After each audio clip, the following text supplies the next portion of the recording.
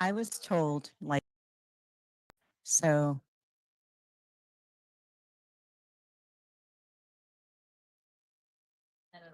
So if I do this, can I turn my head and talk? Can I talk to people over here? Yeah, actually, it's still picking up. Okay, so it's the bending it up and below my chin. Yeah.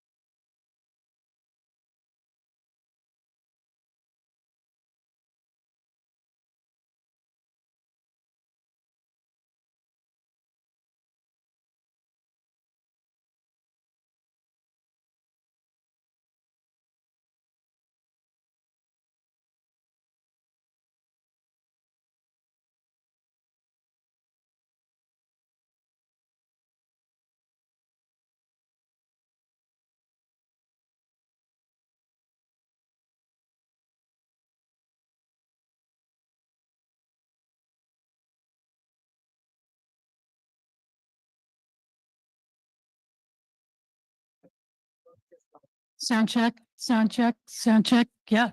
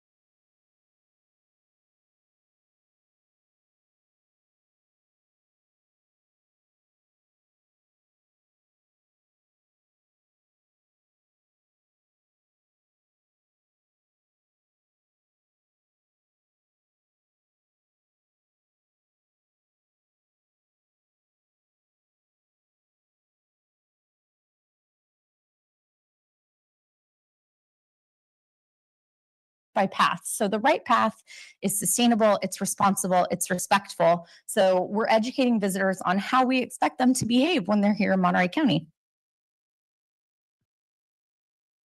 And that's where I wanted to leave you, but I would love to take any questions, comments, anything like that, and help to answer anything that you may be wondering. All right, thank you very much, Lindsay, for the presentation. We appreciate it. Unless any council members have any questions, we're gonna go ahead and move on to the next item. You got one, Chaps?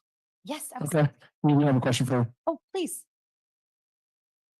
I was just gonna, it's kind of question slash comment, but there's a lot of like things happening in the Monterey County, the airport extension, all the good stuff that's happening. But at the same time, we're also seeing the current economic, like you highlighted, there's a lot of travel warnings now from countries abroad that are restricting travel to the US. And my comment or question was in this kind of climate, would it be more helpful to have the marketing dollars to be spent domestically within the US versus kind of going abroad to do it? So you don't have to answer, or you can answer, but it's just a comment that I wanted to pass along. No, to it's, see, because I think ultimately we're looking for our small businesses to thrive in this environment.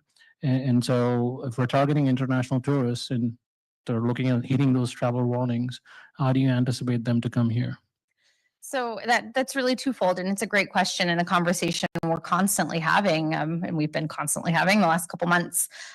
So we don't know. That's kind of the chaos of announcements and then pulling back announcements and things like that. It's hard to say, but as I mentioned, we are staying agile and keeping our eye on the situation.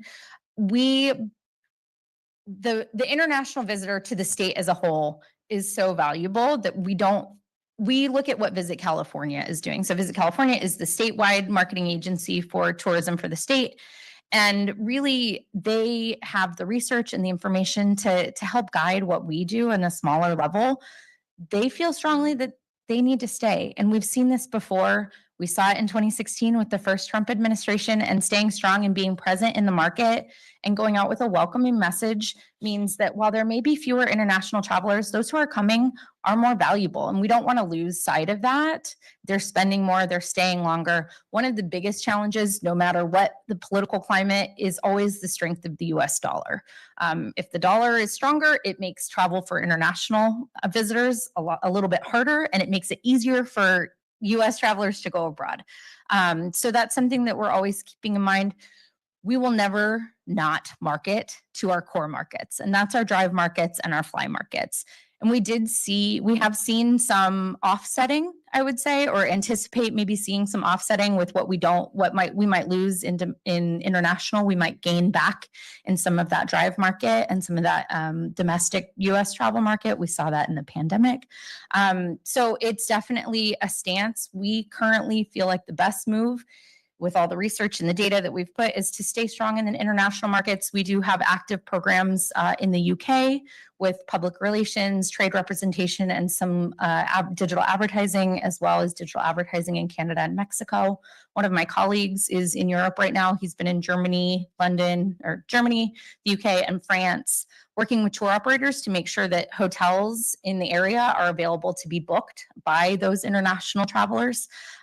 So we're staying the course, but of course, we'll continue to keep an eye on it. And if we see major shifts, US Travel, the National Travel Advocacy Group, as well as Visit California, have adjusted their forecasts for travel spending a little bit down. So we are keeping an eye on that, and we'll make moves accordingly when we see major shifts happen. It's a great Thank you, question, and though. I appreciate the presentation. Of course. Thank you very much. Okay, we're going to move on to council and staff announcements. We'll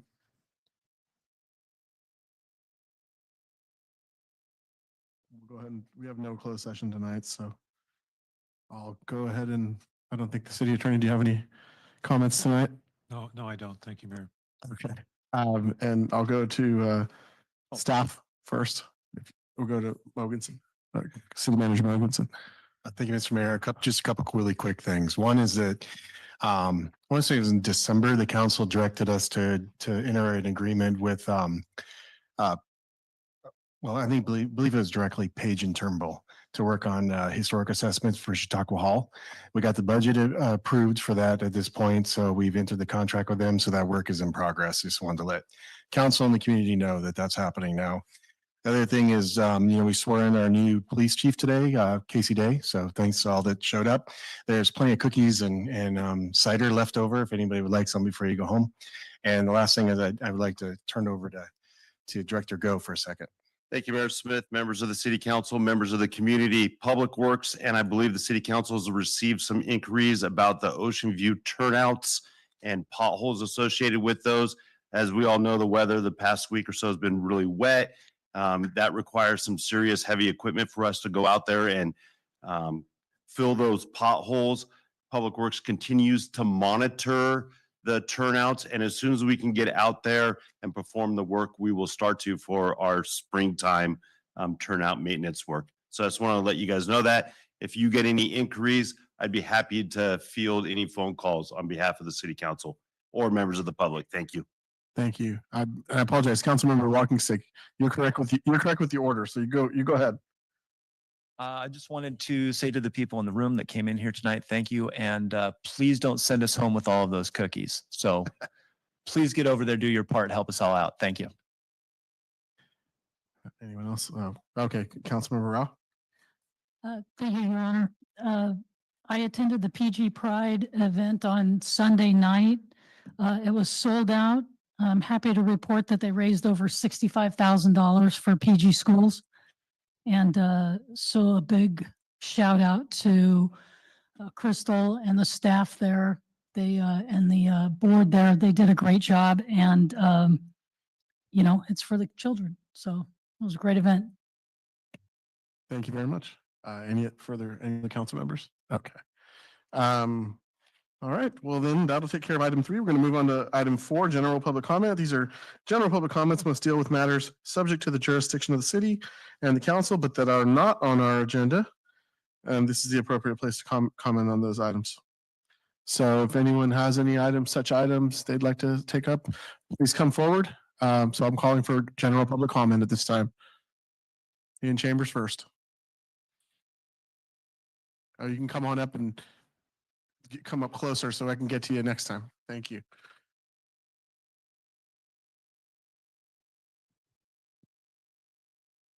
Good evening. My name is Evelyn Kahan, and I have lived here for over 30 years. I'm here on behalf of the BBB, which is Bring the Butterflies Back, a public outreach group. First slide or photo, what you've got. Sure, good, thank you. Thank you. Okay. These are the butterflies, stained glass window, which hung in the Holman building for decades. And it is currently in storage. And we would like to have it come back to a prominent place in the city. We've spoken to nearly 500 people to get their input.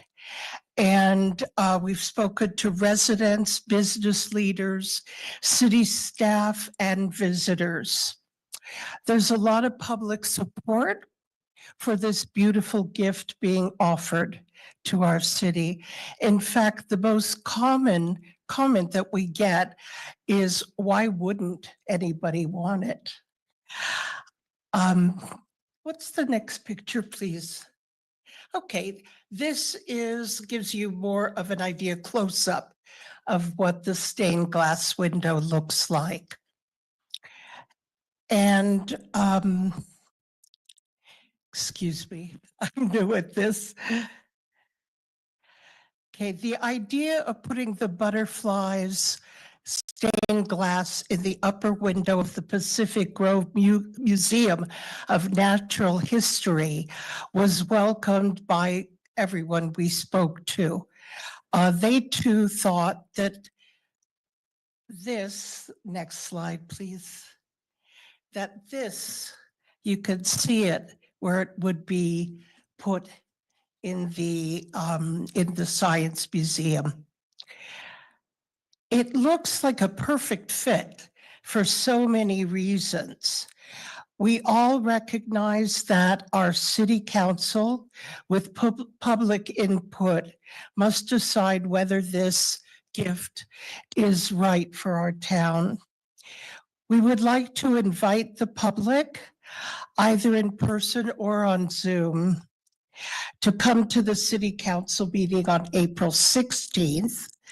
The city manager has indicated that the matter of acceptance of the butterflies by the city will be heard sometime shortly after 8 o'clock. Okay, ma'am, I'm sorry, but this is not a full-blown presentation. This is just general public comment, so your 3 minutes are up on this. But I understand it's going to be coming back for a full presentation next time. Is that correct? Yes. Okay. And just one other very short thing. That evening of the 16th, we will have a gathering at the home of Susan Goldbeck at 117 9th Avenue. And that will be, of course, after the meeting here. Thank you very Okay, much. thank you. No problem. Thank you. Next, anyone else in chambers wishing to speak?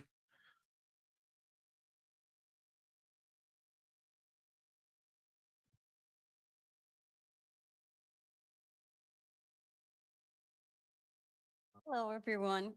My name is Marcia Mosley, and I'm here on behalf of many of my neighbors and community members who are concerned about the pedestrian safety on Presidio Boulevard. I live in Presidio Boulevard, and we have some concerns about the path that goes up and down Presidio Boulevard. Right now, there is no sidewalk along Presidio Boulevard in between Lincoln and Miles Avenue. This isn't just an inconvenient, but it's a serious safety risk, especially for children, seniors, and individuals with disabilities. During the school drop-off and pickup times at the David Avenue School, the number of pedestrians and cars increased significantly, making the situation even more dangerous. Many residents use the Presidio Boulevard as a connection from the new walking path on Congress Avenue. But this section of the road presents several hazards. Some of the hazards are a sharp curve that creates a blind spot. So also the existing uneven path, it's uneven, make unsafe for strollers, wheelchairs, and even on foot. This path I'm sure will lead to injuries in the future. The first block of Presidio starts wide, but suddenly narrows due to property lines. A sidewalk on this section would make a remarkable difference in ensuring that our community can walk safely and comfortably. We have an opportunity here to improve accessibility, protect our most vulnerable residents, and make our neighborhood safe for everyone. Thank you, everyone, for your time and consideration. Thank you.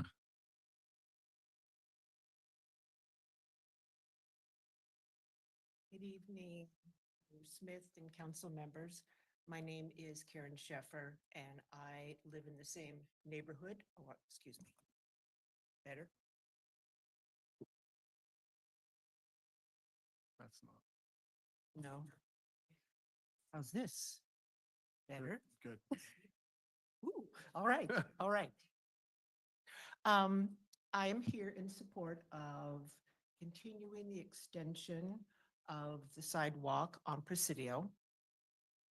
I live on the corner of Presidio and Benito, and I watch the kids coming back from school. They're on their bikes, scooters, they're talking with their friends. A lot of them have earbuds on. it's really dangerous at that one section of Presidio. It's very narrow. There are parked cars. And as you all know, kids are not aware of what's going around them. They're with their friends, they're out of school, they're on their way home. So I'm speaking in hopes that you will consider extending the sidewalk up Presidio and make it a priority in your plans. Thank you. Thank you. Okay, anyone online wishing, or one more here? Okay.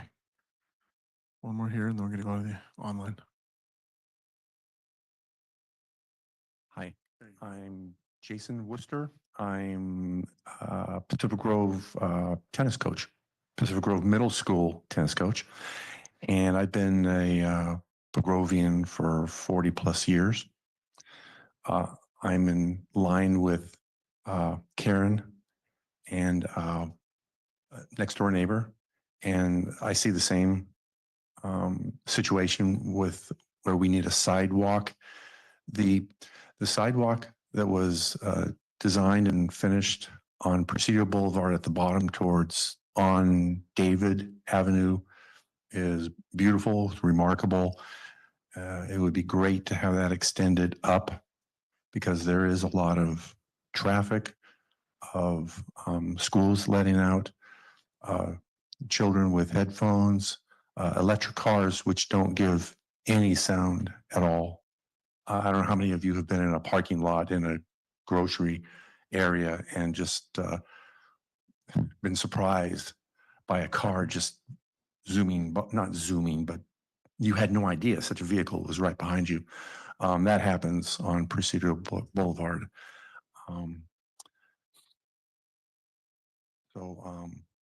Yeah, I'm just echoing what my neighbors have said, Marcia and Karen. And again, we do like that sidewalk that's at the bottom that was finished about a year and a half ago or so. Thank you. Thank you. Anyone online, General? Lisa Siani. Thank you. I'm so glad to hear about the contract with Page and Turnbull being signed for getting Chautauqua Hall on the National Register, and that's just great news. And it reminds me of my request to the HRC back in August of 2022, asking them to agendize placing the Navy NOAA building on the historic resources inventory, the local one. And that's the building out there on Lighthouse Avenue extension near Point Pinos with the marvelous Ray Troll murals around the top, depicting the history of fisheries industry in Monterey Bay. And so in September of 2022, the HRC voted unanimously to initiate the process to place it on the HRI. And then Planning Commission wasn't sure that HRC had followed the correct procedure, and they called it up. And after hearing the facts in the case and public comment, they voted to move it on to City Council for funding for the historic report, the Phase 1 report that would be required to put the building on the HRI. Now that was 2022, and then 2023, it got to council, and council did vote to provide the funding. And I think it took most of 2023 to get, because the CDD wasn't functioning real well, to get, I think they got a contract planner to do the RFP. And so then in March of last year, March 31st, the acting city manager signed a contract with a consultant to do this, the Phase 1 report, and it was expected to take about 10 10 weeks. Well, that was in March, a year ago, March 31st. And so we're still waiting. I asked for this on behalf of COAST, the Center for Ocean Arts, Science and Technology. We're still waiting to hear the outcome of that report over a year later, when it should have taken 10 weeks, maybe a little longer, but this is really a long time, and it would be great to have an update. We're not, I haven't heard anyone that's been able to find this out. Thank you. Thank you. We do not have any more online public comment. Great. We'll go ahead and close general public comment. Bring it back to, we're going to go to item or the consent agenda. The consent agenda deals with routine and non-controversial items, may include resolutions and ordinances for which testimony is not anticipated. So we have the consent agenda. Is there anyone on the council wishing to pull an item from the consent agenda? Seeing none, is there anyone in the public wishing to pull an item from the consent agenda? And if so, come on up and let us know.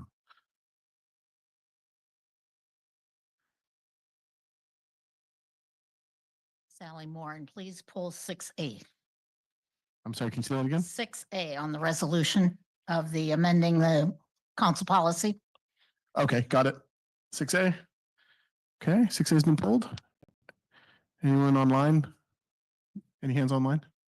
Okay.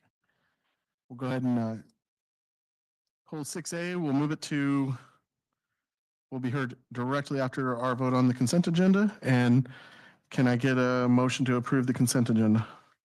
Motion to approve. Thank you. Second.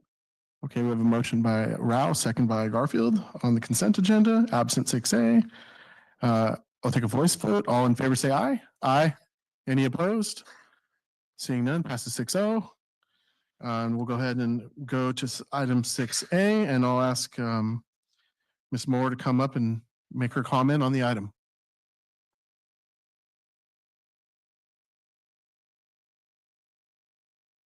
Done, and the extension of a lot of these public records.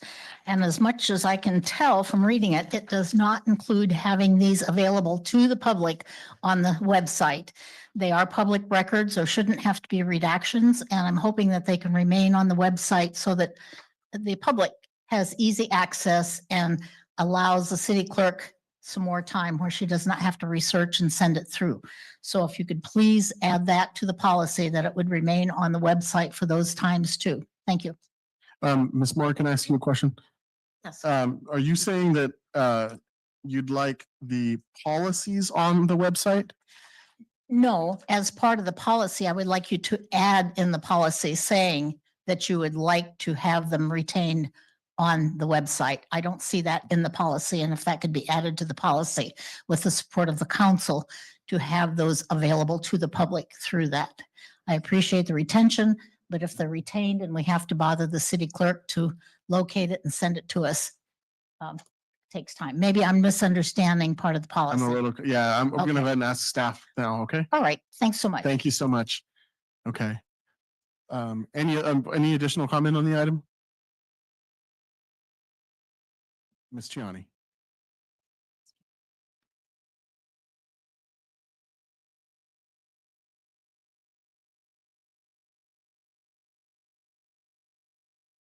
Ms. Siani? Okay, thank you. I just got the unmute button. I just would like to back up Sally Moore and making the records, the public records, as public and accessible as possible would be hugely helpful, so that we are not having to ask Sandra Kendall all the time, every time we need to see something to research an item. Those records, are so important, and I can imagine that the city clerk has a lot better ways to spend her time than having to hunt things down. Thank you. Anyone else? No one else. Okay, closing public comment on that. I'm going to go to Mr. Mogensen and ask if you ascertain what the comment on this is. Mr. Mayor, I believe because it was not narrowed down that what we're talking about is everything on the retention schedule. And I'll let Sandra perhaps help me with that, but I'm not sure that would be feasible.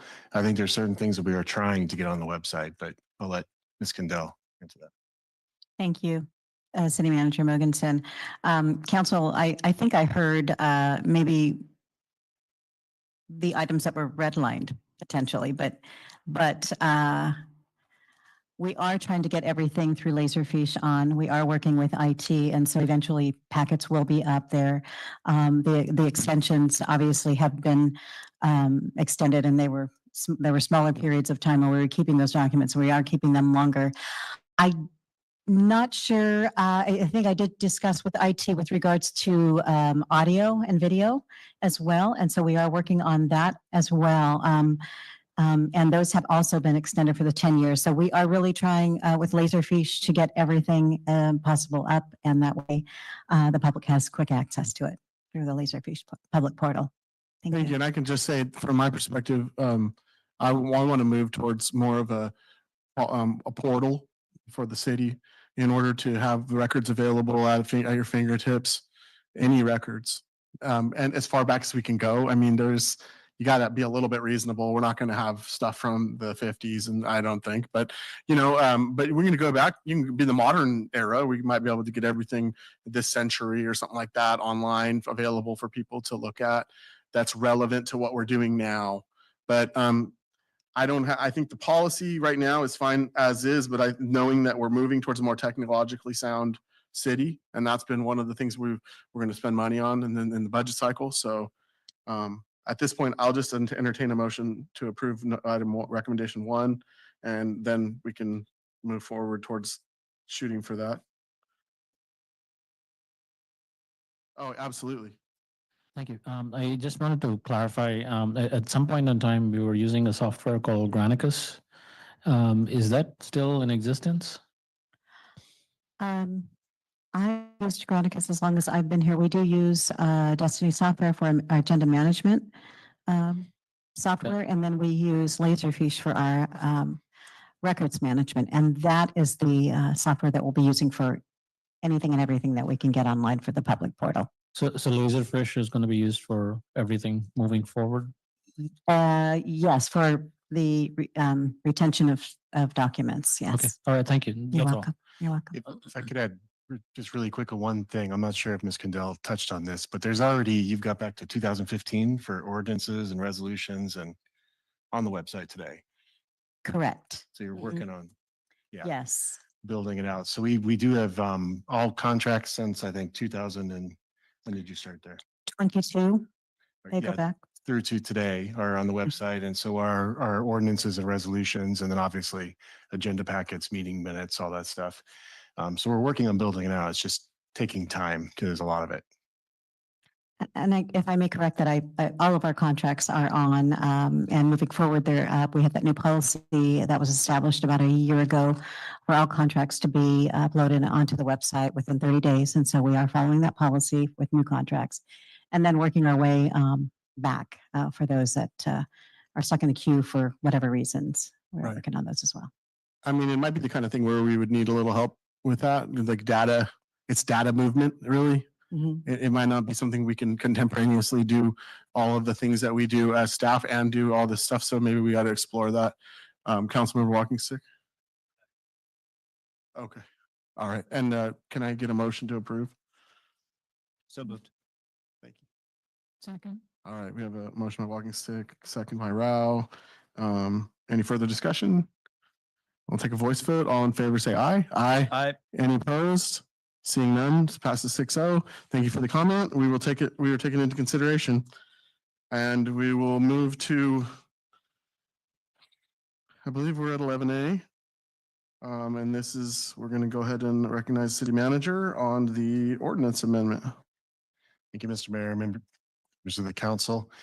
On March 5th of this year, so not very long ago, the council approved a mid-year budget with some modifications in it, which included the allocation of a program manager to the city manager's office, and those for the purposes of economic development, communications and outreach, and special projects. This was kind of a continuation of discussion we started in December about how to reallocate some of our EDC money and hopefully, be able to achieve more.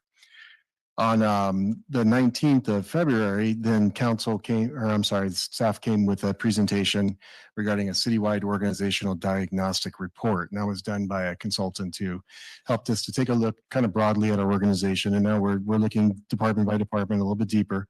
But it gave us some findings and results, some things that we're currently more, things that we're good at, but things we're deficient at, and some alternatives, options on how we could fill those holes.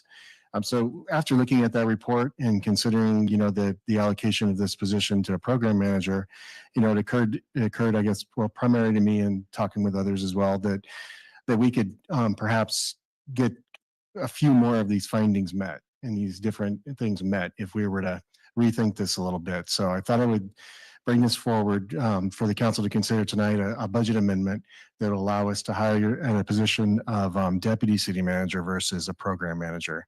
There is a difference in cost on that, of course, and I'll talk about that in a second. But the deputy city manager, we have a whole list of positions on our website with salaries already identified on those. So this is one that is already kind of notched within that salary range. The approval that we need from the city council, though, again, it is the budget amendment. So the purpose of this is going to be to accomplish those things that we started out with, which is number one, economic development or business liaison services, communications and outreach with our community to be a little bit more forward communicating, helping to assist with getting some of these special projects done that we need. And there's a lot of things that just need that daily detail follow through and kind of organizing of things to get them finished and completed. We also, though, learned through our report there that we're lacking in some employee engagement and enrichment activities. And I think that's kind of snowballs in a number of different places. And I guess what that looks like is more putting together programs where, we put together training schedules for employees of how do you get to that next step? How can you, grow in your job and be, better as you continue to be employed here? And also, how do we keep you once we do that? We don't want to necessarily train people and then have them leave and go someplace else. So there's activities like that we're not able to put a lot of focus on today. And some of the turnover we experienced as of the last couple of years, it kind of shows that. So we also could use some further program and project support. Like I mentioned, we're about to establish a bunch of new milestones with our city council goals, and there's going to be a whole lot of projects in there. Not all those are going to fit within a department. Some are going to need to be shepherded by the city manager's office. It's just the nature of it. So when we, that would be another key kind of help with this position. There's also lots of proactive stuff that we hear about all the time. If we could just be a little more proactive, we would, be able to accomplish these things better. That goes along with being able to respond to citizens and the ability also that in the future to be flexible. So, a position like this would give us some flexibility if we want to do future more some modifications to the organization. You have, somebody who could also help with that as well. So in order to, achieve this again, we were looking at the classifications and this one seemed to fit the best. I kind of outlined, I guess, more information in the staff report about how I felt this also fit the findings of that study that was done. During this fiscal year, we do not need any more further funding. So our economic development budget has more than adequate enough funding to cover the position. Going into next year, though, we will need to allocate a position towards this. And either way we go with whether it's the program manager or the deputy city manager, we'll still be taking over $100,000 from the economic development budget and putting it towards this position. So that will no longer go to consultant services or different things like that. It'll go towards a position. So that's the gist of my presentation. I'm available for questions. Thank you very much. Thanks for the report. It's very detailed. And we'll go to the public comment. And any in chambers wishing to comment on item 11A, ordinance amendment for program manager classification, replacing with deputy city manager classification. Seeing none, we'll go to Ms. Chiani. Thank you. I think this is a great idea to have a deputy city manager that really is there, presumably at the city manager's side, but nearby in any case, and taking care of so many important things that are not getting taken care of. The city manager was good enough to get back to me yesterday about my questions and concerns. And what I'm left with, because I do think this is just an excellent plan, is that when we hired a new administrative services director, we the city did away with the title, the double title of administrative services director / assistant city manager. But we are left with a public works director / deputy city manager. And I think that we really don't need the public works director to be a deputy city manager. That's really not a great situation. So I'm hoping that part of this will be part of this proposal, and part of the deputy city manager's duties will be what we had those other two extra add-on titles for, to fill in for the city manager if he's not able to attend a council meeting or something along those lines. This to me would make a lot more sense, and we don't need those extra positions. But we're not paying any more now to the administrative services director for that. And I hope that we can allow the public works director to focus on public works and not have to be involved in being deputy city manager, which I think is kind of in name only, but who knows? There's no way for the public to really know that, I don't think. So anyway, yes, I'm very much in favor of this this proposal to have a deputy city manager. Thank you.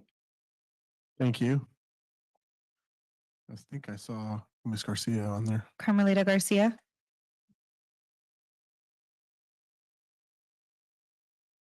Thank you very much. I have the same question that Ms. Siani posed with regards to the public director / deputy city manager and how, I guess, rescinding that second title will happen.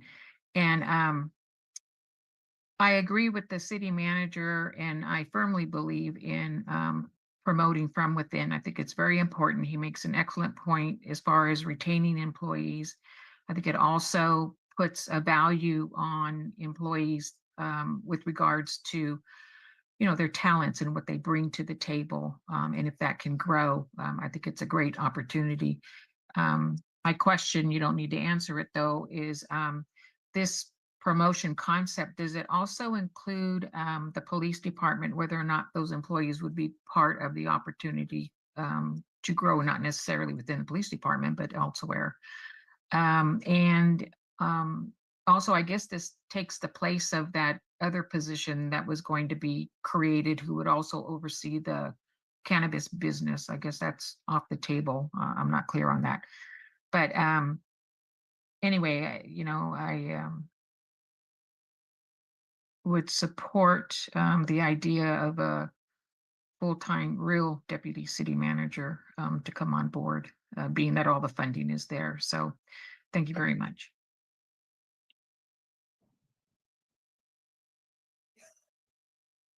We do not have any more online public comment. Thank you. Close public comment, bring it back to the council. I'm going to make one comment before I kick it out to my colleagues. And we're only going to be working off this agenda item. We're not talking about rescinding people's titles. We're not talking about things of that nature. We're going to talk about whether we want to make this change that's reported in the item. So with that, anyone wishing to speak? Councilmember Garfield. Sure. Thank you, Your Honor. I think that this is an opportunity to fulfill or to fill several gaps that were identified by the organizational assessment process. First of all, we knew that there was a narrower capacity than the city needs in the city manager's office. So the city manager needed to be able to handle greater depth or width, whichever way you want to put it. And I think this is an opportunity to remedy that particular noted deficit. The second one is that it provides us with an opportunity to grow staff and retain staff. We heard in the organizational assessment about the difficulty of retaining organizational memory when we were a revolving door. And I think that when we aren't a revolving door, we're all better off for a long term. So this is another opportunity. And it brings in people, we want people to stay happily with us for a long time. And if this does that, I'm all in favor of it. Thank you. Councilmember Rao. Thank you, Your Honor. I would just like to commend Mr. Mogensen. That diagnostic report was a little difficult to read. I mean, it really laid bare some of the challenges that we have here in this town. And I would like to commend Mr. Mogensen for taking it to heart and figuring out what he can do to address some of the shortfalls. And I agree with everything that Councilmember Garfield said. And I fully support this as we move forward. And I'm sure that Mr. Mogensen's going to make a really good pick. Great. Thank you so much. Councilmember Watkins. First of all, yes, I agree with my first two colleagues. I appreciate the fact that you've been responsive to the organizational assessment and being able to marry the economic development position with the assistant city manager position. Seems like normally I'm concerned with putting too many hats on one employee, too many responsibilities on one employee, but the responsibilities here seem congruous enough and complementary enough that I think you could have a successful employee in this position. So sounds like we have agreement on this. I very much support this. Great. Anyone else? Councilmember Drury. I'm ready to make a motion. I'd like to hear it. I'd like to request the city attorney read the title of the ordinance. I'll be glad to do that. It's an ordinance of the City Council of the City of Pacific Grove amending the operating budget for fiscal year 2024-25. I move to waive further reading of the ordinance. What you can say, council member, would be that you move the remaining items in the recommendation. I move forward the remaining items that are part of the recommendation. I'll second that. All right. Thank you very much. We have a motion by Drury, second by Rao. And any further discussion? I'm going to make one little editorial. I think this is very well done to recognize we had a need and to think outside the box and come up with this strategy. So that's what I saw on this, and I thought that was really great. So with that, I'll take a voice vote on this. All in favor, say aye. Aye. Aye. Any opposed? Seeing none, passes 6-0. Thank you very much for this work on this. And we will go to 12A. Are we 12A? All right. We're already 12A. We're here with our annual financial reports and audit. And I know a person that's very familiar with these types of things, Mr. Marsh. So good evening, Mr. Marsh. Good evening, Mayor. Yeah, I'm happy to present the audit report for fiscal year 23-24.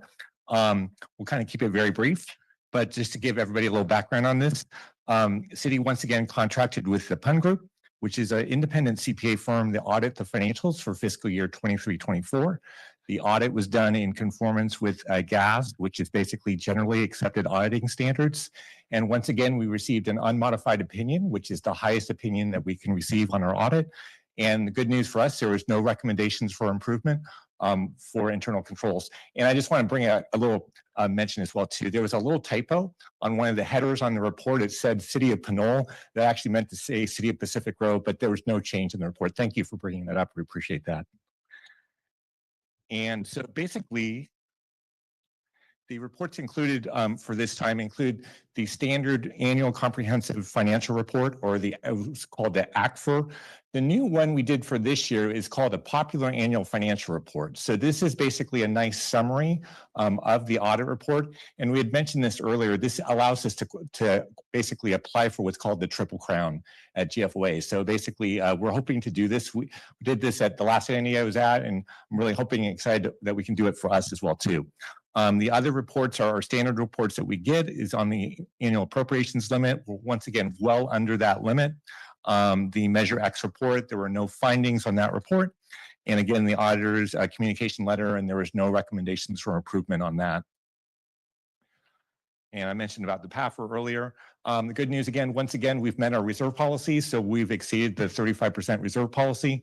We'll be talking with the board a little bit about that later, about, some potential, ways to look at that for going forward. There was no single audit for this time. Basically, the federal grants funds that we had were under $750,000. And like I said, we've submitted both the ACFR and the the PAFR for the GFOA for the awards program. And with that, be happy to answer any questions, but recommending for council to receive the reports noted in the report. Thank you very much. And to let everyone know, we provided extensive documents online. If you want to take a deep dive, go to the item online and check it out. So I don't see many in the audience. Anyone in the audience wishing to comment on the CAFR or the annual audit reports? And anyone online wishing to comment on the annual audit reports?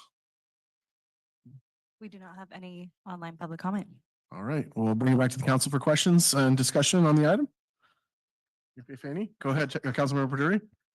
Thank you. I know the city always has received the GFA award for just the AFCR or but the introduction of the popular report hopefully will get us more awards. So looking forward to that.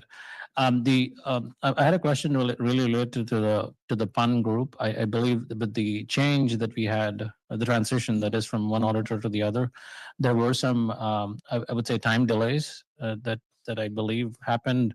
Is that all sorted out now? And are we on a regular pattern, so to speak, with the PUN group? Yeah, let me just comment on that a little bit. As you know, we obviously had a lot of change over in the finance department earlier this year. So that kind of affected the audit.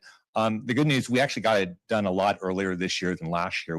The audit was actually done by the end of January.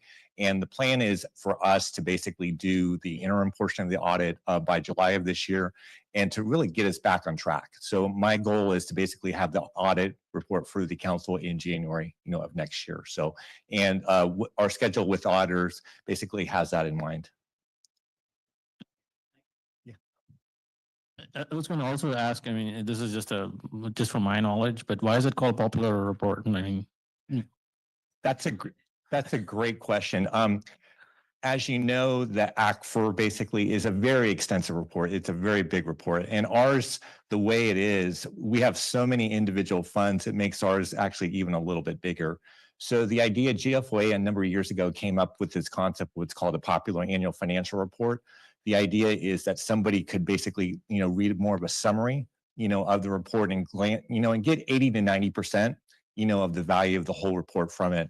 One of the things we've structured both in doing that is basically if you look at what's called our transmittal letter and what's called the management discussion analysis letter, we basically just take the portions from those two letters and pretty much create the PAFR. So it's a pretty easy process. It takes us about an hour to basically do that because in essence, we already have done it with ACFR, but it's a nice summary for both the council and the public to read. So. Thank you. Anyone else?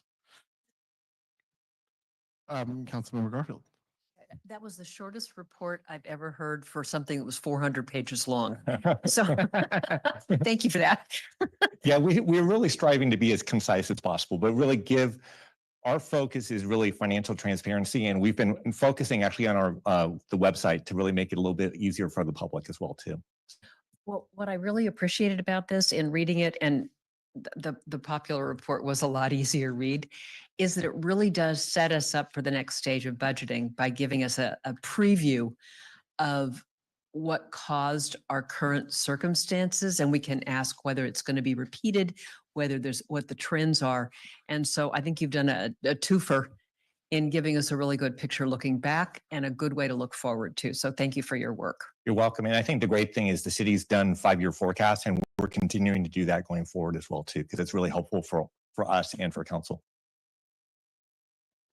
Any glaring issues that come out of this, or we're looking good, we're going to try to get another award, everything's looking great? I think the news for, for council is for 23, 24, obviously, our reserves were in good position. There are some challenges we're going to be facing, with the budget, as we've already kind of talked about with city manager and all that. And we'll come, back forward with that information. But I think the thing is, we've developed some good reserves, and, we just want to talk to the board later about, potentially looking at some other types of reserves, to address pension, capital, vehicle replacement, and so on. So. Great. And I remember the CAFR, I think it was one word was different at Monterey One.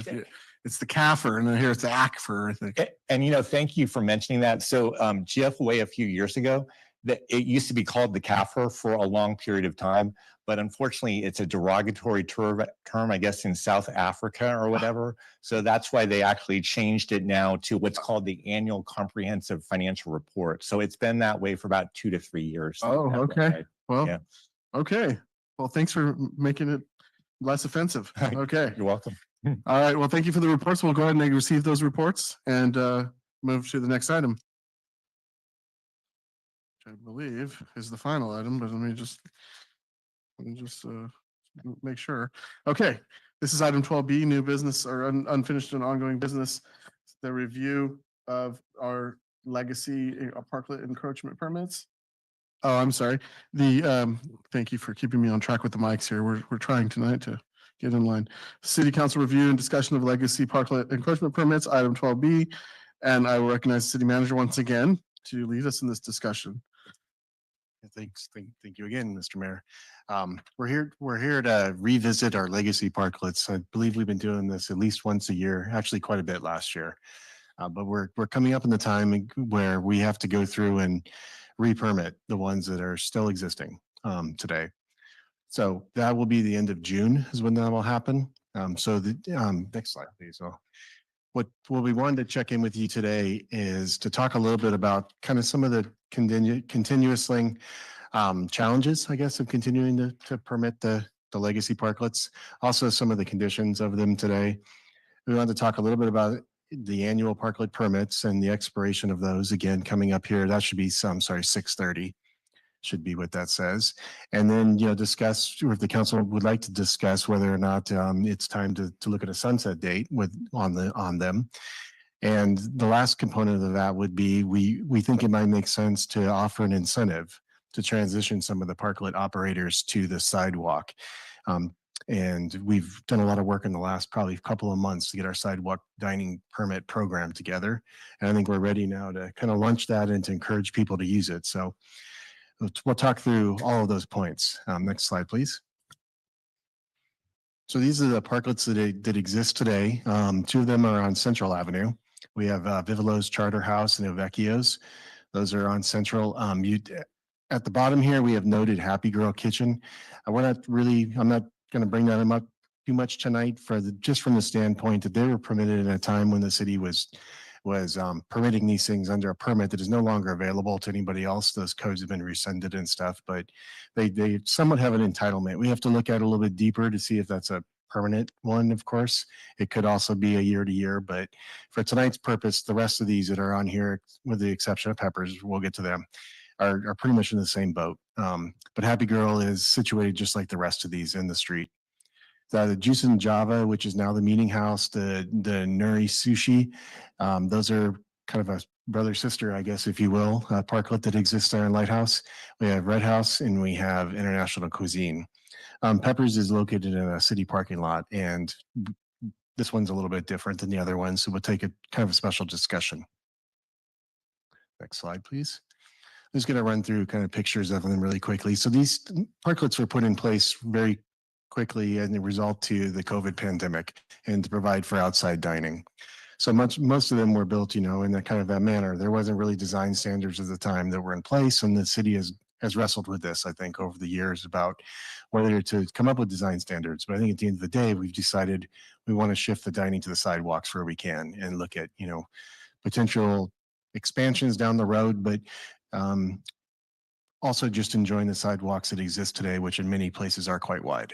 So Vecchio, as you can see here, this is one that, I think they would agree that it's time for, some maintenance work and stuff at this point, because it's been 5 years and they've been waiting to see what is the city going to do. We're not going to necessarily continue to invest in it if we don't know what's going to happen. Next one, please. I'm sorry, I said it back. So this is El Vecchio's, and this one presents different challenges in itself, and I was going to talk a little bit about that. But during the wetter times, you might notice that the water on the other side of this parklet tends to come up the sidewalk, and there's been times when it gets pretty close to the dry cleaner's front door, which is a concern for that dry cleaner, of course. Really, it was built in a gutter where the water flows is part of the problem, but then also easily debris get trapped there. So this is one that has become a different problem by itself as well. Next slide, please. I mentioned the PG Meeting House and the sushi restaurant next door somewhat share a parklet, and these ones are in front of businesses that we also hear from the business owners adjacent to them sometimes that they would prefer to have the parking spaces for their clients as well. Next slide, please.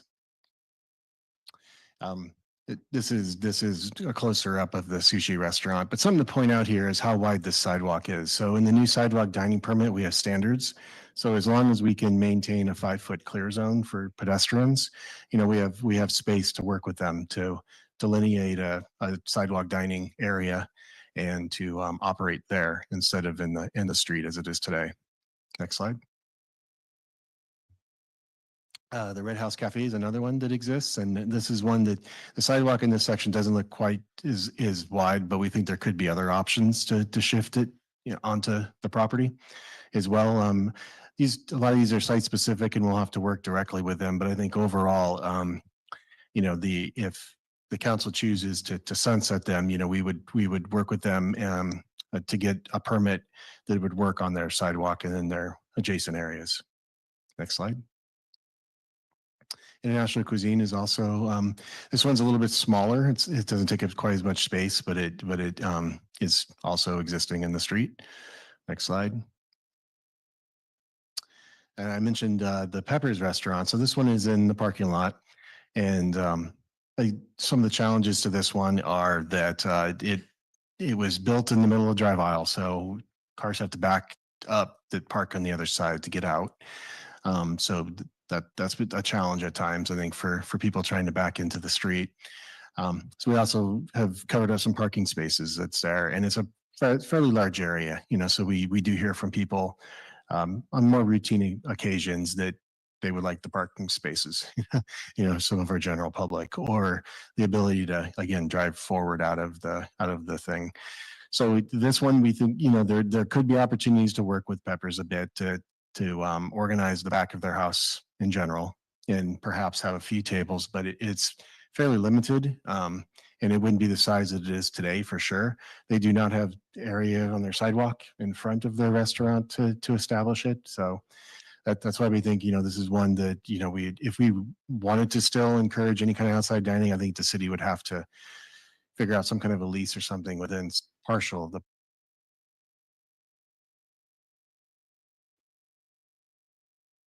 I didn't know I was talking that long.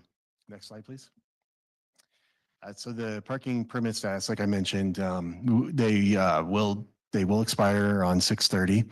That fell off as well. So one of the discussions, again, do we want to continue this program for another year, for a partial year, or do we want to sunset it at the end of the permits? Next slide. So our new sidewalk dining comes with a $905 fee for the first year. It's $300 after that, but the fee is for the building department basically take in plans, review those plans, make sure that they meet all the codes and all the standards of our sidewalk dining, help them, get it set up and inspect it and stuff. So that's what the $905 would go to. We're proposing tonight that perhaps an incentive to help people move from their parklet onto the sidewalk would be to waive that fee between now and basically July 1st of this year, 6/30, when the other parklets expire. And in that way, hopefully people would look to take advantage of that before the summer so they could get set up in their new arrangement before the tourist season starts. On the other hand, if you wanted to give them a longer period of time, we could do both programs. We could do the fee waiver through 7/1 to try and encourage it to move faster. And then if you decide that you're not going to remove your parklet, then after that, then you don't have the fee waiver, but at a certain date, the parklet permit would end. So I think there's different iterations of this, and we wanted to discuss this with the council, get your feedback. But that's the gist of it. I believe that might be my last slide. Yeah, so these are the actions that we're requesting of, in the council's pleasure. You can go off a script on these. There's nothing that's prescribed too much, but if we are going to waive the fees, I'll look to the city attorney to make sure that we have that language correct when we get to the time and make that motion. I'm available for questions. Thank you very much. Go to, well, let's take a little look out on the online, how many folks are wanting to comment online. We're going to do a public comment on the parklet, legacy parklet item. Anyone in chambers wishing to speak? Hold just a sec, Ms. Moore. You're wishing to speak? Okay. And is it how many, or what do we got online? Anyone? None. Okay, come on, Ms. Moore.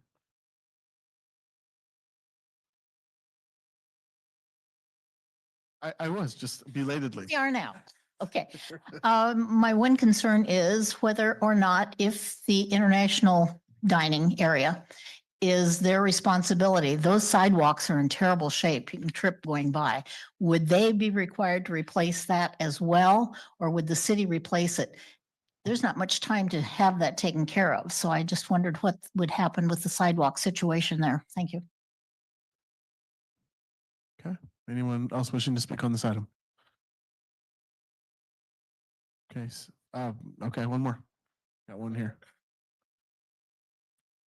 Hi, everyone. I just wanted to speak out in favor of these parklets. From what I'm understanding here, it seems like the proposal is to sunset the program and push the dining to the sidewalks.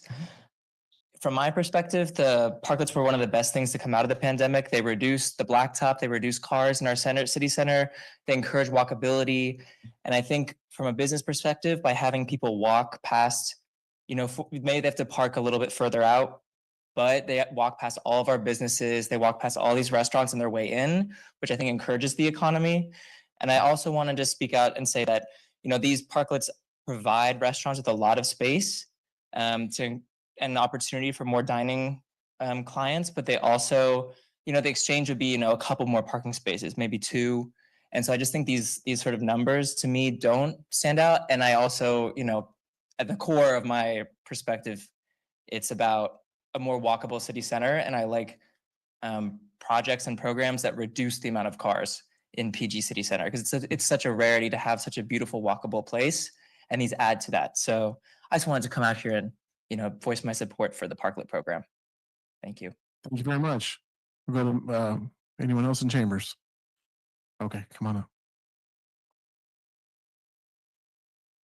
Hi, I'm Miles Tepper. I'm also going to speak out in support of the parklets. I love them. I use them all the time. They make the city center feel a little bit more lively. And again, like Nate was saying, just a little bit more walkable, a little bit more social. So I'll speak out in favor of them as well. Thank you very much. Go to Ms. Dormer. Inga Lorenzen-Dahmer. Thank you. Well, we've heard from the young and you're going to hear from the old here. And that is, I am perfectly happy for these parklets to sunset and get them out of our city streets and increase visibility. And there's still going to be walkability everywhere. In fact, better if they're out of the way and we have visibility. And to put them on the side, the sidewalk dining, that's lovely. But downtown is, well, I suppose that the youngsters want to get rid of all of the cars. That's not going to happen. And it's time to start sunsetting them for real, rather than hanging on, because some of them are the most dilapidated eyesores in the world still. case in point is El Vecchio right around the corner from me. And that one coming into our city, which has already been hit once, really should go away. We need that street and we need the parking. So I'm fine with that. And however the city works with these owners to move them away and give us back some space would be lovely. And if you want to financially work with them, okay, that's okay too, because we've got to sunset them. And I think that you're moving in the right direction to get there. Thank you very much. Thank you. Okay, we'll go ahead and bring it back to the council. And I'm just going to try to set a little bit of a table here because there's not a real clear recommendation. So I'm thinking maybe discussion centers around two issues. One, do you want a sunset? If so, June 30th or other date? And second question, do we give incentive for sunset? If so, fee or possibly the cost to remove, but if done by a certain date, say June 30th. So those would be my two comments, and I will go to my colleagues at this point. Pick somebody. Well, you said you talked, so I'm going to pick you first, Councilmember Morale. Thank you, Your Honor. Through the pandemic, our restaurants took the brunt of the pain in the city. And I think coming up with a solution like the parklets to help them through that time is incredible. And so I thank the council back in 2020 for doing that. I guess that would be you, chaps. Looking at this issue, I think that there are some problems with it moving forward, and I think that we probably need to look at, how can we draw down this this program. I think Happy Girl Kitchen should be left as it is. They've been there since 2014, and I think that's a kind of almost like a legacy structure. I agree with you, Mr. Mayor, and if there is room in the budget, I would favor if the restaurants want to take it down. I mean, if you feel like there's room in the budget and we can say, if you make a decision by 6:30 to convert from parklet to restaurant dining, we'll waive the fee and we'll come and take the parklet down after you've removed all of your lights and things. I think that I do agree with you, Ms. Moore, and we've talked a lot, Mr. Mogensen and I, about the condition of the sidewalks downtown, and that one is particularly poor. And I think that we're going to have to work with the property owners downtown to get them, along the way of how do you repair those. I noticed the one in front of International Cuisine, that, it must be a 4-inch gap at the sidewalk at the curb. So we need to do something for that as well. But I would favor, and I think it's interesting, we didn't get one letter from a restaurateur, at least I didn't. And we didn't get any feedback tonight from the restaurateurs, although you three, you should apply to come work for the city. But I haven't seen any of them. I think they're all just waiting for us to do something. So we should probably do something, is my take on it. I'm serious. That's true. Right? So they haven't been vocal with whether or not they want to keep it or not. So I think that we probably need to move forward with, pulling the Band-Aid off. Thank you for those comments. Great comments. And I'm just going to throw in one other little dealio. I think Happy Girl and Peppers are going to be special case because of where they are and everything. So I'm going to kind of put those to the side for tonight. Just focus on the main ones and our little analysis. Yes. So with Chautauqua Hall undergoing a renovation, with the hotel coming in downtown, I think the membership at the museum, people are using it more than ever. We need to have that parking lot back. And I happen to go, Tater goes to the vet on 16th Street, and it is super dicey when you back out of that parking lot onto 16th Street. And there, I've been standing there and there have been situations where people are about to get hit. So for me, that one is a safety issue and we probably need to address it even though it's a separate issue. Thank you very much. Yeah, and then that would be my take as well.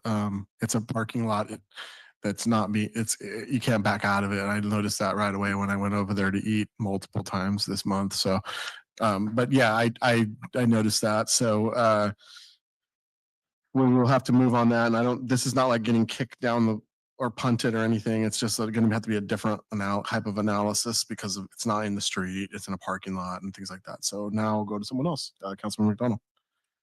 Thank you, Mayor. I'll try and hold out without coughing. So one of the things I'll kind of bring back just for historical perspective is when we originally started addressing the parklet issue, one of the biggest concerns was safety. There are, safety issues at play with having people dining in the street.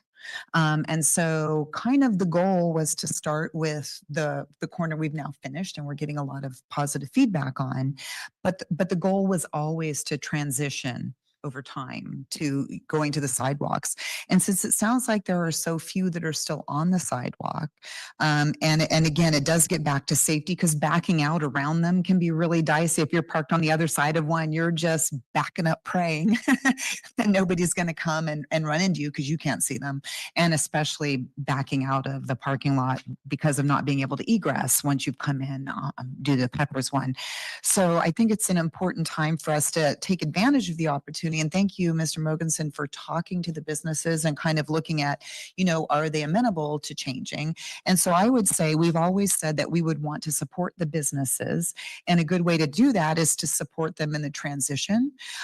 So if we have, especially since it sounds like most of these do have adequate sidewalks to put in a good outdoor dining option, I think that does still greatly increase walkability.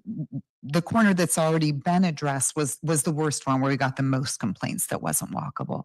But it just seems like it will address a lot more of our challenges, including drainage issues, which was also resolved with the one that we've done so far.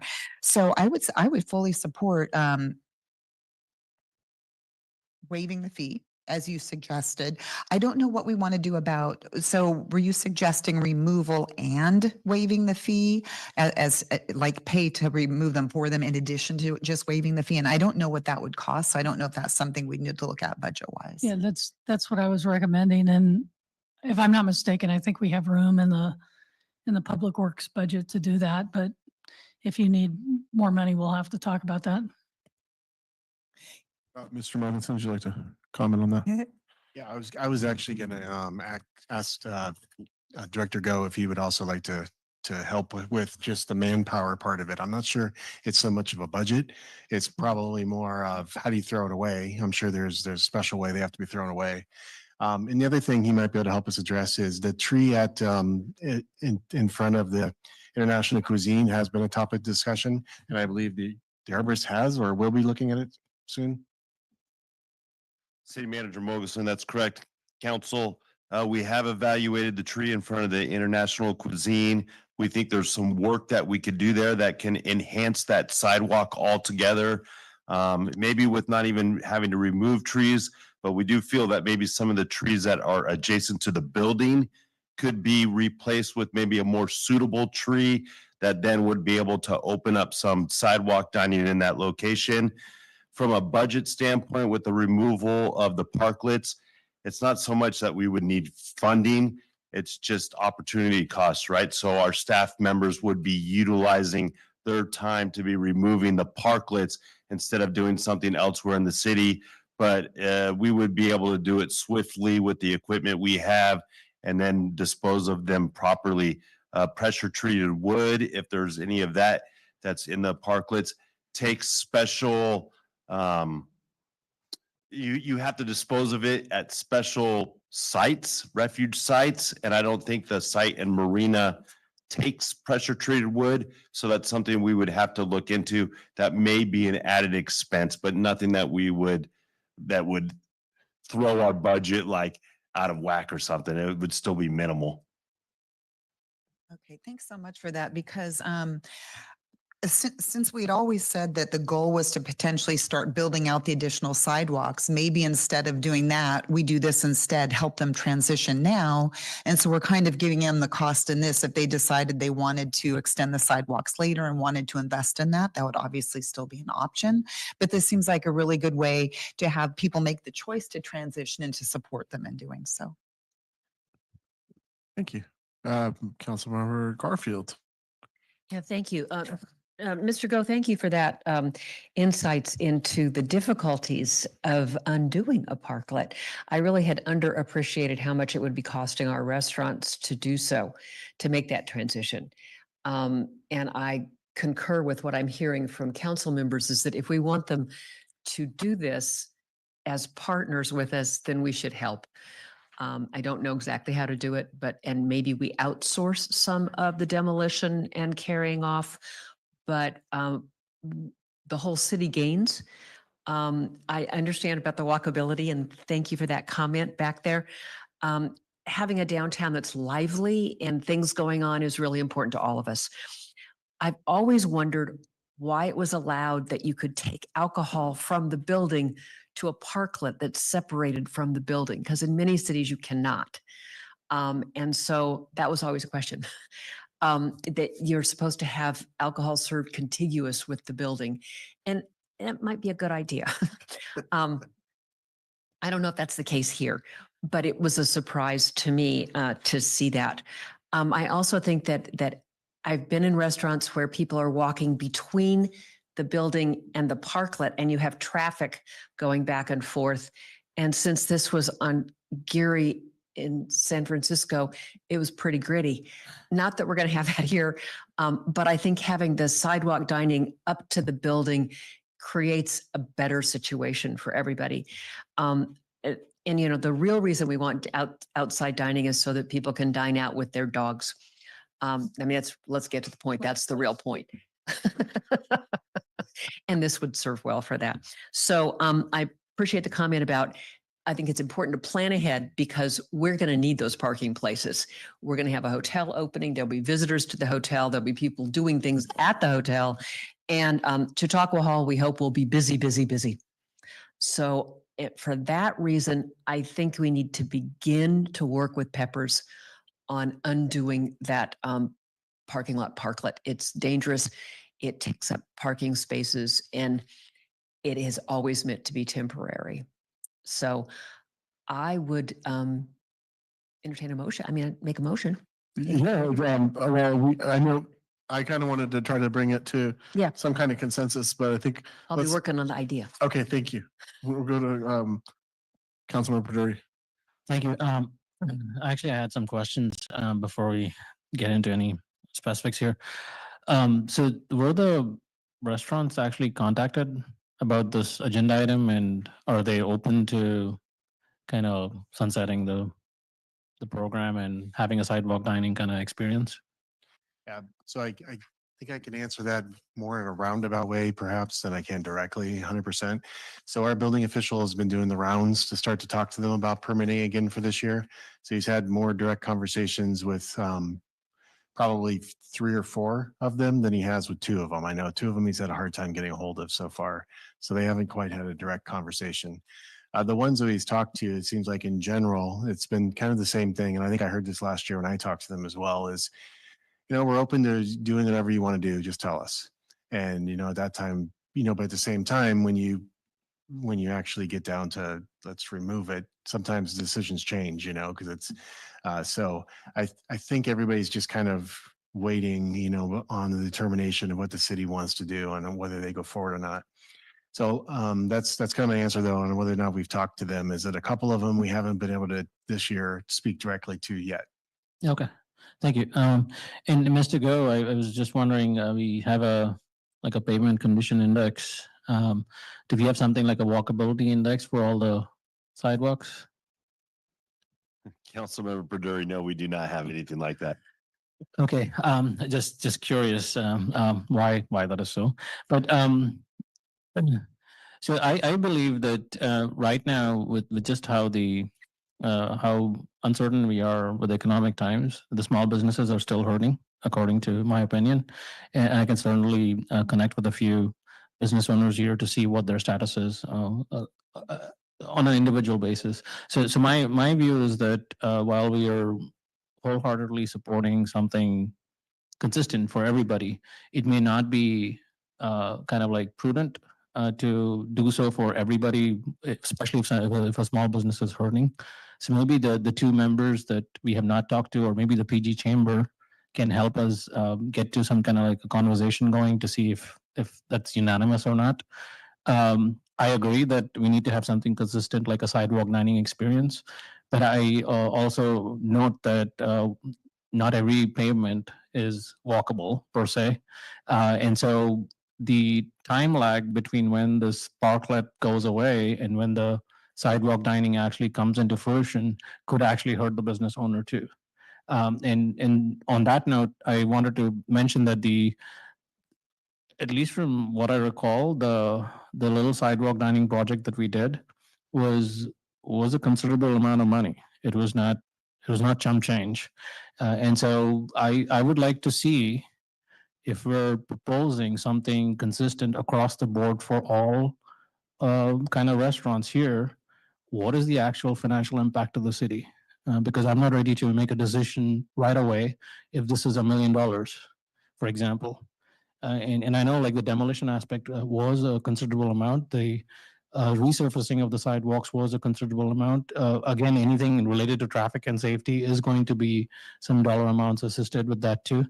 Um, so with that being said, I have a few kind of like, lingering topics that I think I need more clarity on before making up my mind. Having said that, there is a motion, or at least there's an agenda item here saying waive permit fees until July 1st, which was the third one. I'm going to fully support that.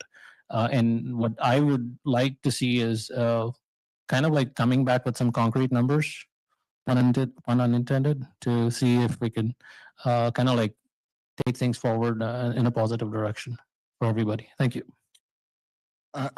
Thank you. I'm going to go ahead and just make some comments, based on that presentation. So I think my view is different. At this time, we've been moving towards the sidewalk dining program, and I feel that they've been there a long time. They're getting kind of old and beat up.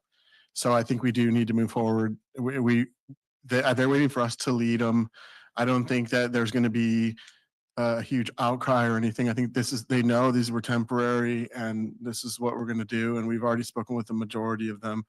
And then the other two, or we're not touching the other two, the special ones. So those are kind of off the table at this point. So I would, June 30 might be a little rough and it's not going to get through the tourist season for this year. So I would suggest that we give the incentives to people that want to sunset, that want to have the parklet removed, I should say, because we don't want to mix up terms here. So if they want to have the parklet removed, my suggestion would be if they want to have that done by 6:30, if they're willing to do that by June 30, we give them the two incentives, which are fairly substantial. Removing that structure is substantial. And also the waiver of the $1,000 fee or the $905 fee. So I would recommend that would be my path forward. And then we would give them possibly until end of October or something like that that's when the program would just sunset. And at that point, removal would be required. So the choice would be, do you want to get through the tourist season, keep your parklet up and then take it out yourself? Or do you want to get the incentives and go ahead and have them out by the 30th? That's something that could be a compromise rather than just saying, hey, we're done on the 30th of June, as we had said before, but keep in mind that these have never been guaranteed fundamental, rights or anything like that. This is our program. We have to administer our program. And I think that there's been plenty of talk about this item over the last 5 years that they're on notice. Like at some point, these things are not going to be there forever. They're wooden. They cause water flooding issues and damage.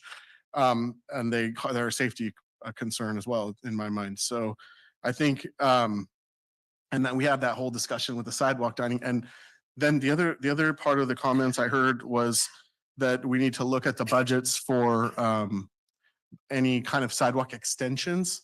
But I think the idea is that sidewalk dining performed on our current sidewalks is one method of sidewalk dining. So getting the permit for sidewalk dining on the currently constituted pathways and walkways that we have in the community is one thing.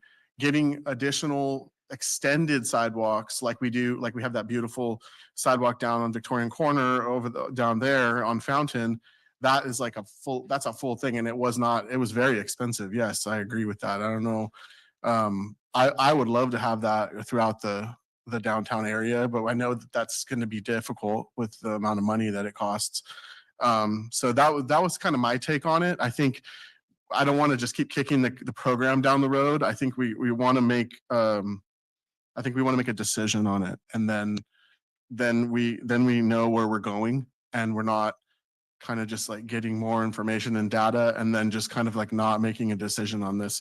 There's no, if we're not going to stop the program, there's no reason to give an incentive. I mean, I guess you could say, if you're willing to take it out, then we'll do it.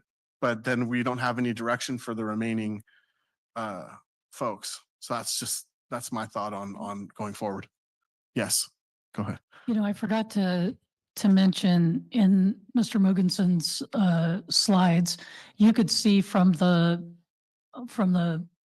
picture from Nora and the PG Meeting House, they have outdoor dining out there.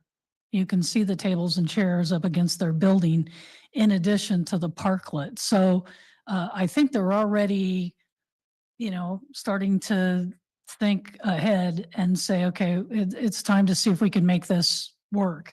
So if they're already taking advantage of sidewalk dining, I think that makes the parklets redundant, in my opinion. Councilmember Walking Stick. Yeah. Thank you, Mayor. First of all, yeah, I support waiving the sidewalk dining permit fees, and if possible, providing for removal if people are willing to step up to that right now. I think that's a great incentive. Addressing sunsetting, sunsetting a program is something that I've actually been dealing with over the previous 8 or 9 months. And the first thing that comes into play with sunsetting is the realization that businesses are relying on those policies that are in place right now. So they need time to react and adapt to that new reality. So I think we can take action on sunsetting by letting people know it's like, okay, you have a fork in the road. You can do 2 things right now. You can either A, sign up for this program. You can go ahead and go with sidewalk dining. We'll waive fees. We'll go ahead and remove the materials for you if that's possible. But then secondarily, let them know this is your last re-uppance with this parklet. It's like that gives them time to adapt. We also need time to review the cost of extending sidewalks where it needs to be extended. Not all the sidewalks are created equally. Some of them are going to be able to, some of the businesses are going to be able to adapt to sidewalk dining more easily and readily than others. And those others that don't have the same amount of space or don't have adequate space for their business will need that extension. We need time to kind of catch up with that ourselves and see what the financial impacts and what the timeline is going to be to actually pull that off. And there's also some self-selection in there where the businesses that do sign up for the sidewalk dining say, yeah, hey, I don't need the extension. They're off that list. That helps us with realizing where the sidewalk extensions actually need to take place. Helps us prioritize, and that helps us with our budgeting as well. Anyway, those are my thoughts right now. Okay, thank you very much. That's good thoughts. Garfield, Councilmember Garfield. I'm sorry? Taking notes. Are you ready for an attempt at a? Yeah, sure. Okay. So first motion is that we extend the program to October 31st. Okay. And it will sunset completely at October 31st. Prior to that, if any business wishes to, they may self-terminate their parklet by June 30th, which is the current expiration date. And by doing so, receive a waiver of fees, which they would have had to pay $300 to renew their sidewalk dining fee anyway. So that's a $950 fee and a $300 fee that's being waived. And that they receive city assistance up to $5,000 each for removal. That makes them individually responsible for removal, but we're assisting them. I'm not sure about, but I'm attending to Mr. Go's point that it's not the cost, it's the manpower for us to do it. And so my question is, would that suffice? Does that give us, someone may elect to make it through the tourist season with their parklet intact because it's important to their business, gives them more planning time, but by doing so, they forego $6,200 or $250. There are only 6 of them. Yeah, there's only 6 of them, so I'm trying to Yeah. figure out. I would be more excited about the motion if you said we would just do the removal, because I would like the city to do the removal for a couple of reasons. I would like you to, but let's see if it's feasible. I mean, if we promise the removal and can't do it, then that's a very different issue. Mr. you Go, would thinking? you like to speak to this? I would almost guarantee the labor to remove one of these is going to be significantly less than $5,000. We're going to go in with saws and equipment and nothing's going to be salvageable. It's going to go into our construction dumpsters if that material is able to be hauled to Marina, and that's going to be the end of it. It's going to be a few hours versus $5,000 would be multiple days worth of work for one. Okay. Yeah, so, and it would be very difficult to quantify that. It would take me more time to figure out Yep. the quantities of staffing and equipment and stuff than us just going in with the backhoe and saws and being like, see ya. Okay. So let me reframe. Okay. Yeah, let's take another whack at So that. take another whack. The first whack is this program sunsets for good October 31st. People have an alternative, which is to elect to terminate June 30th.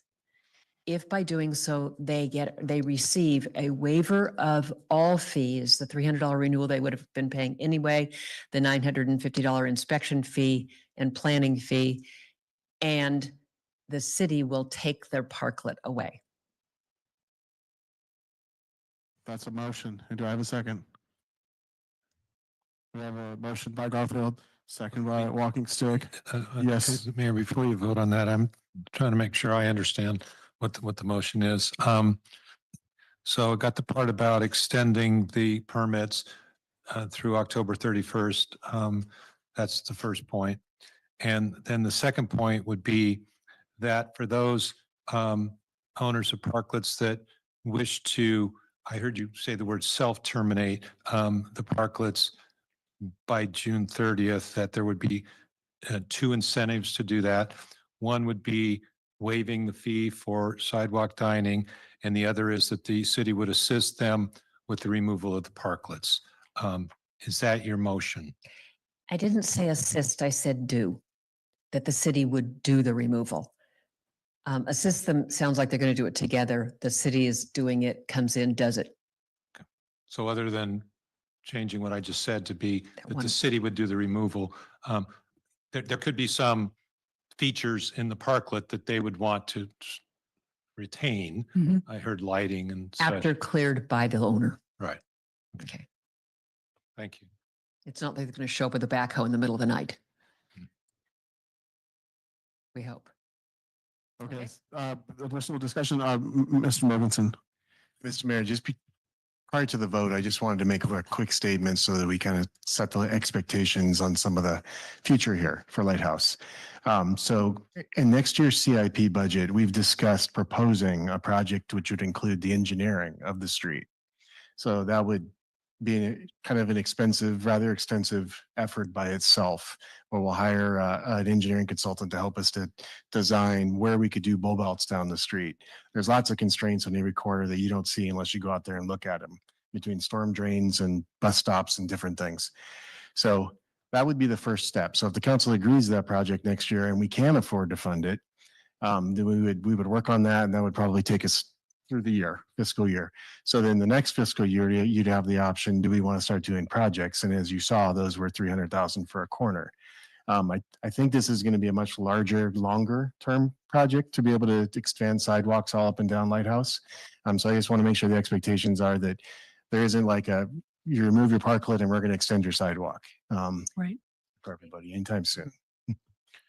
No, that's a great point. I think we need to keep in mind that this is going to be a long-term move towards sidewalk dining in its full what's the word? Expression. Thank you. So because right now some of the places are going to have to deal with just that sidewalk that they currently have, as opposed to that beautiful situation going down over by Fountain. So, and that was $300,000 price tag on that one. Point, Your Honor. Yes. Sorry, in my motion, I did not make an exception for Peppers, and I didn't intend to. I know people have talked about Peppers as a special case, but I think that the point made about we need those parking places and it's dangerous speaks to including them in this sunsetting program rather than excluding them. But I wanted to point that out. Okay, that could cause a couple of ripples in this, but, and what about the Happy Girl? Happy Girl has a different permit. Therefore, it's not part of this. I know it's Not mentioned part of your here. motion. It is not part of the motion. It's not part of the program. Okay. Okay, with that change in the motion, Councilmember Walking Stick, do you still support the motion? Or do you want to do something different? No, I do want to handle Peppers differently. I get your point about safety, but when we entered into the discussion, it was clearly pointed out that that Happy Girl and Peppers were aside. If we want to re-engage and discuss what to do with Peppers, I think that's a parallel conversation, but it deserves additional conversation. Your Honor. Yes, Councilman Rao. So I agree, but I also agree. And what I would say is if this leads Peppers to self-select to say, you know what, I want you guys to haul it away, and they want to take advantage of that program, I think we need to leave the door open for them to still do that if that's something that they decide to do, as opposed to excluding them. And maybe they want to. So I think we give them the option to do it if they want to. Okay, I'm going to ask if the maker of the motion can bifurcate that, and let's deal with Peppers separately and have a discussion about Peppers. Will you bifurcate that so we can get at least a vote on the other ones? I think we need to have a plan for Peppers now. And I'm wondering if the October 31st sunset does in fact give time to work on this to the point of perhaps they're done, perhaps they see this coming, perhaps they're ready to go, and they then can take advantage of the demolition and the fee waiver. It's their choice. Mm-hmm. Or they can go to October 31st, upon which we could provide them with a further extension under extenuating circumstances. If something comes up, I just don't want to put it off, because when you have a restaurant and you're getting rid of yours, what about theirs? It's that I would support the idea of being more even-handed across all of our instances that have the same permit. Councilman McDonald. Thank you, Mayor. I was actually going to propose, and this kind of goes to your bifurcated idea, that if we have the city manager come back to us with options for how we can address Peppers, because he mentioned the possibility of leasing a few of the parking spaces, but there is the issue of us needing the parking there, having multiple safety issues. So I think that it's important that we address it and that we not delay it indefinitely. But I think it would also be great to have the city manager bring back more details on what that looks like and having discussions with the owners.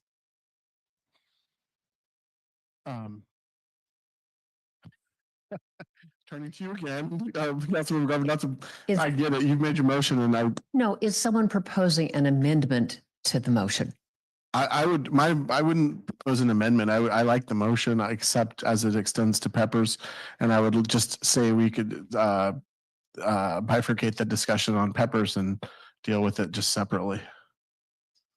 So a motion would be. Your that- motion, just not what you said at the last, when you said that, I went. Yeah, I just wanted you all to know. Turns out it was an important point. So the motion then would be that all except Peppers and Happy Girl. The program expires October 31st, period. We are giving an exception, not an exception. We are removing Peppers from the discussion from this motion, subject to city manager coming back and saying, yep, put them in the program, or no, this is what I suggest. We can give that direction as a secondary motion. We can direct him to take action. Okay. I'm going to change my, I'm going to add a third part to the motion. So Just revert back to the. October 31st. If anybody does it by June 30th, they get the waiver and the demolition. And if there is a member of this group that needs additional time, the city manager will come back with a plan. It might not be Peppers. It might be somebody else. That almost, to me, makes it a little more complicated, but Yeah. But we don't know if Peppers needs an extension or not. I'm just saying that if there are circumstances that we need an additional time or program, that we hear from. I No. would say that the reason I want to bifurcate Peppers is because it's differently situated. They might be seeking some kind of encroachment permit from us because of the way they are situated. It's not on the street. It's on a back parking lot. It's different. It's just differently situated. And Happy Girl Kitchen is differently situated because of their permitting situation. So I was trying to divorce those Okay. two from the So discussion. the discussion would be, we're dealing with the ones that are in the street. Hmm. Okay. And your first motion, Mr. Councilmember Walking Stick, was in agreement with, and we can vote on that. I'm sorry, I didn't hear that last comment. Sorry, I got too close to the mic. Got to watch my. And you turned your head. And I turned my head. I'm violating all the rules. So your first motion, October 31 sunset for the program. If you decide to choose yourself to be done by the 30th, you get the waiver of the fees and you get city removal of the parklet, which is a big benefit. For those And- that are in the street. And then that's the motion. And then we would vote on that. And then I'd come back and say, okay, we're going to have a second motion where we direct the city manager to take certain actions in relation to any other parklets. Okay, so I'm going to add the phrase, those that are in the street. Okay. Yeah, I can second that one. Yes. Okay, All right. All right. Any further discussion? not for me. Okay. We'll take a roll call vote, please.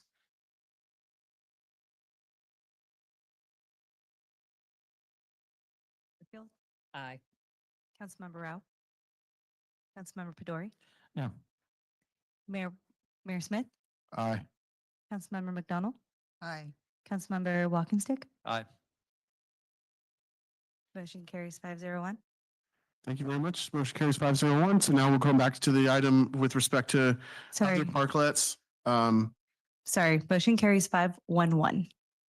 Oh, 511. That's right. Okay, thank you for the correction. So that we'll come back to the discussion of what appears to be the other, I would say the other parklets that remain that are not part of the previous motion, which would be Peppers and Happy Girl. But I guess if you want to focus on Peppers and direction, then so we would give the direction to the city manager to engage with Peppers in relation to their parklet. Any other ideas on the language? I'd like to hear from the city manager after discussing things with Peppers, a few alternative plans, and then we could review what seems to work best and seems most feasible. Sound good? Mike. The goal here, I think we need to understand the goal is to cease the parklet. If they come up with another plan, great, of expanded dining, but our whole idea is to get people moved to sidewalk dining. And so I think Peppers needs to be part of that. They've been using city property for a long time and very successfully. Well, I'd love to move them onto that, but they don't have adequate sidewalk and they're on a slope where know. they don't really have that option. I know. Well, I mean, Yeah. realistically. They don't. And any of the restaurants on the side streets mostly who tried to have parklets kind of self-terminated because they were so difficult. But I don't want to lose sight of, I'd like to maintain the focus on our intended purpose, which is to make that parking area safe again and reclaim the places while trying to come up with something that works for Peppers. So the idea would be to find a way to make this program work with the situation that Peppers is in, being that Yeah. they have a back parking lot, they have some special circumstances. Yeah, okay, I like that idea of having the city come up with a couple of options for how to extend this program to Peppers. Sound good? Okay. But it also then, what do you feel about the waiver period or the demolition? If they're going to be in a special case, do we offer that to them as an incentive to transition? Because if we sunset the program at October 31st, they don't have a choice. I know what you're saying, Councilmember Garfield. I think we may want to do on the second motion with respect to Peppers, we may want to also offer them the removal and permit waiving fees, but they're not going to have a sidewalk program. So, but we may want to offer the removal to them. I don't know. Theirs looks a little bit more involved than some of the other ones too, from what I recall. Yeah. Councilmember McDonald? Thank you, Mayor. Yeah, I mean, to me, it makes the most sense is to have this come back, the Peppers one in particular, as a separate agenda item when you've been able to collect more. So when the city manager has more information for us about possibilities, that'll give us a better idea, because if we say it can only be sidewalk dining, we'll basically effectively be cutting them off from having outdoor dining because the sidewalk's narrow there. But we may be able to give them something against their building or, some other alternative where the footprint is smaller. We get back the safety as well as a majority of the parking. And so like you had mentioned, potentially leasing them some of the spaces. So something like that where it's equitable. They're not getting something that's above and beyond what others are offered, but we're also giving them an equal opportunity to succeed in their business purposes. Yeah, I mean, it's tough. It's a tough one. It is a tough one. I kind of saw the way that Councilmember Garfield originally packaged it. I can understand why you'd apply it equally to all. But at this point, I would say, if you have adequate direction to research the issue and come back at another time with this. Yeah, I believe we have adequate direction, so we'll reach out to them and try and have another meeting with them. And Okay. Tell them the council really would like to encourage this along, so let's talk about a plan.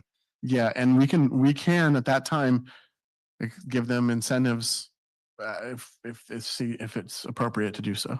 So to keep incentives on the table in the discussion. Yes. Without a specific plan regarding those. Yeah. Yeah, I think that's fair. Yeah. Okay. Great. Well, we had the discussion. We've completed the item. I think we're finished for the night. No, that's why I asked him if he had an adequate direction.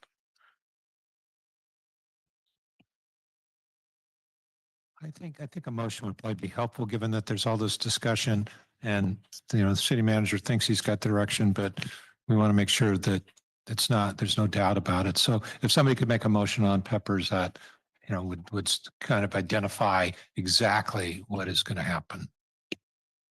Want to go for it? Mayor. So we propose that, or we request that the city manager come back to us with information on proposed alternatives for Peppers that removes the current location of the parklet so that we get back the safety, but comes back with alternatives for them, has the discretion to offer a similar type incentive if they would like to end their program sooner and transition, but to bring that back to council so we can then make a determination similar to like we did tonight for the other parklets. And I suggest you call that a motion. I call that a motion. Thank you. I call that a second. All right. Any other discussion? Yes. Yes. Okay. They're part of a program that is expiring October 31st, given the first motion. Okay. And so I just want us to be aware of the fact that they're part of the Parklet program, or are they not? No, I don't think they are, but go ahead, Brian. Your first motion, the one that was passed by the council, excluded Peppers from that motion. Yeah, Okay, thank you. okay. So, Yeah, but at the time that Mr. Mogensen comes back, we can then assign dates, correct? yes, Okay. Then in that case, I'm good. all right. Okay, any additional discussion? Can take a roll call vote on that? Councilmember Garfield. Councilmember Rao. Aye. Councilmember Pedori. Mayor Smith. Aye. Councilmember McDonald. Aye. Councilmember Walking-Stick. Aye. So motion carries 5-1-1 with Councilmember Mayor Pro Tem Emilio absent. Thank you very much. All right, so that brings us to the end of the agenda. Thank you very much, everyone, for the work tonight. Great job, and meeting is adjourned. Don't forget the cookies.